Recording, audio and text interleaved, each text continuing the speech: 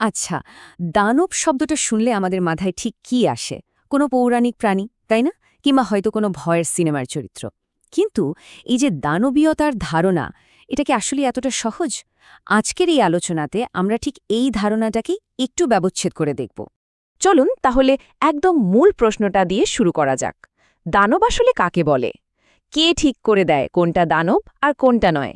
এই প্রশ্নটাকে কেন্দ্র করেই কিন্তু আমাদের আজকের পুরো আলোচনাটা এগোবে। আর এই ব্যাপারটা বুঝতে আমরা সাহায্য নেব হাসান আজিজুল হকের বিখ্যাত ছোট গল্প শকুনের। গল্পের প্রধান চরিত্র একটা শকুন, যাকে কিনা প্রথম দেখায় একটা দানবীয় চরিত্র বলেই মনে হয়। তো প্রথম ভাগে আমরা এটাই দেখব যে গল্পে এই শকুনটিকে ঠিক কিভাবে একটা দানব হিসেবে আমাদের সামনে তুলে ধরা হয়েছে। গল্পটা কিন্তু খুব সাধারণ। একটা অন্ধকার গ্রামের পরিবেশে একদল ছেলে একটা নিঃসঙ্গ শকুনকে দেখে, আর তাদের যে কৌতূহল সেটা একসময় ভয়ানক নিষ্ঠুরতায় পরিণত হয়। গল্পটা যখন আমরা পড়তে শুরু করি, প্রায় সাথে সাথেই আমাদের মনে হতে থাকে এই শকুনটাই হচ্ছে মৃত্যু আর অমঙ্গলের প্রতীক। এটাই যেন স্বাভাবিক, তাই না? কিন্তু আসলে কি তাই? এই পর্যায়ে এসে এই রহস্যের গভীরে যেতে আমাদের কিছু তাত্ত্বিক ধারণা বুঝতে হবে। এগুলো আমাদের দারুণভাবে সাহায্য করবে। দার্শনিক রোল্যান্ড বার্থেসের একটা দারুণ ধারণা আছে। তিনি বলছেন, আমরা পৃথিবীকে কখনোই নিরপেক্ষ চোখে দেখি না। আমাদের মাথায় গেঁথে থাকা অনেক ধারণাই আসলে মিথ। মানে কি? মানে হলো এগুলো সমাজে তৈরি হওয়া কিছু অর্থ, যেগুলোকে আমরা একদম প্রাকৃতিক সত্য বা কমন সেন্স বলে ধরে নিই। যেমন ধরুন, ওই যে আমরা ভাবি শকুন মানে অশুভ, এটা কিন্তু এমনই একটা মিথ। আর এই মিথগুলো তৈরিতে সবচেয়ে বড় ভূমিকা রাখে ভাষা। আমরা কোন শব্দগুলো বেছে নিচ্ছি আর সেগুলোকে কিভাবে সাজাচ্ছি, তার ওপরই কিন্তু নির্ভর করে বাস্তবতার একটা নির্দিষ্ট ছবি তৈরি হয়। তার মানে ভাষা শুধু বর্ণনা করে না, বাস্তবতা তৈরিও করে। এই স্লাইডে ছবিটার দিকে একবার তাকানো যাক। একটা গণজমাতকে কিন্তু প্রতিবাদ না বলে দাঙ্গা বলা হচ্ছে। ভাবুন তো, শুধু এই একটা শব্দের ব্যবহারে পুরো ঘটনাটা সম্পর্কে আমাদের ধারণা কিভাবে নিয়ন্ত্রিত হচ্ছে। এটাই ভাষার আসল শক্তি। সমাজ সাধারণত কিছু বাইনারি বা দ্বৈত বিপরীত ধারণার ওপর দাঁড়িয়ে থাকে, যেমন মানুষ বনাম পশু, সভ্য বনাম বর্বর, জীবন বনাম মৃত্যু। এই যে বিভাজন, এটার মাধ্যমেই আমরা নিজেদের সভ্য বলে পরিচয় দিই আর অন্যদের দানব বা অন্য হিসেবে দাগিয়ে দিই। কাউকে অন্য হিসেবে তৈরি করার এটাই হলো মূল নকশা। এখন প্রশ্ন হলো, এই যে নিয়ম কানুন, এগুলো আসলে কে তৈরি করে?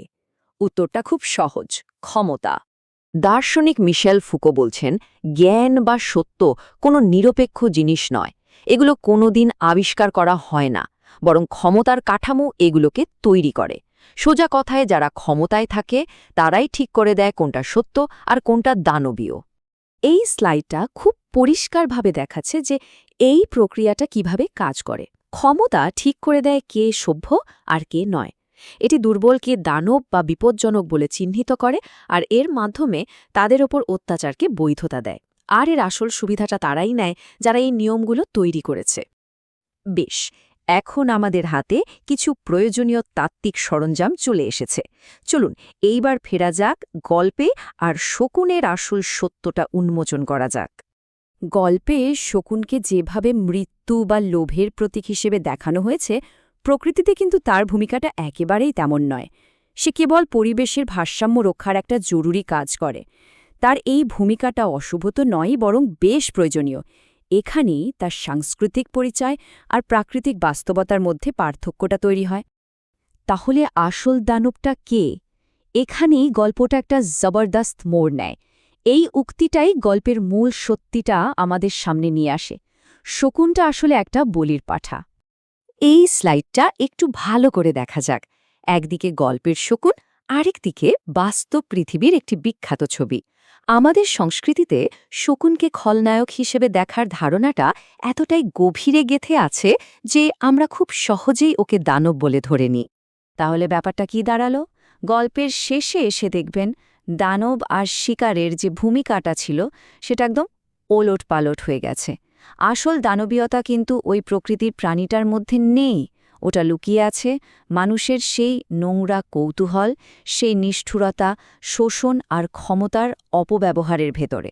সুতরাং গল্পের একদম শেষে এসে আমরা এটা বুঝতে পারি যে আসল শকুন তো আসলে ওই মানুষেরাই যারা একে অপরের দুর্বলতার সুযোগ নেয়।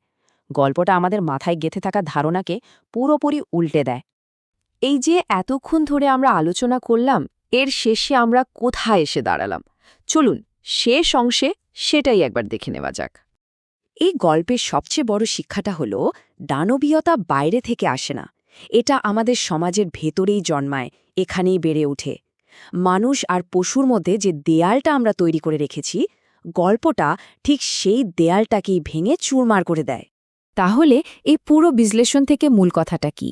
কথাটা হলো দানবীয়তা কোনো প্রাকৃতিক বিষয় নয়, বরং এটা একটা সামাজিক এবং রাজনৈতিক অস্ত্র যা ভাষা আর ক্ষমতার মাধ্যমে তৈরি করা হয়। আর এই নির্মাণটা যদি একবার বোঝা যায়, তাহলে যে কোনো নিপীড়নমূলক ব্যবস্থার বিরুদ্ধে প্রশ্ন তোলার সাহস এবং শক্তি দুটোই পাওয়া যায়। সব শেষে একটা প্রশ্ন রেখে যেতে চায়, যদি দানবরা জন্ম থেকে দানব না হয়, যদি তাদের তৈরি করা হয়, তাহলে আমাদের আজকের এই পৃথিবীতে কারা আর ঠিক কী কারণে এই দানবদের তৈরি করে চলেছে? উত্তরটা হয়তো আমাদের সবারই একবার খুঁজে দেখা দরকার।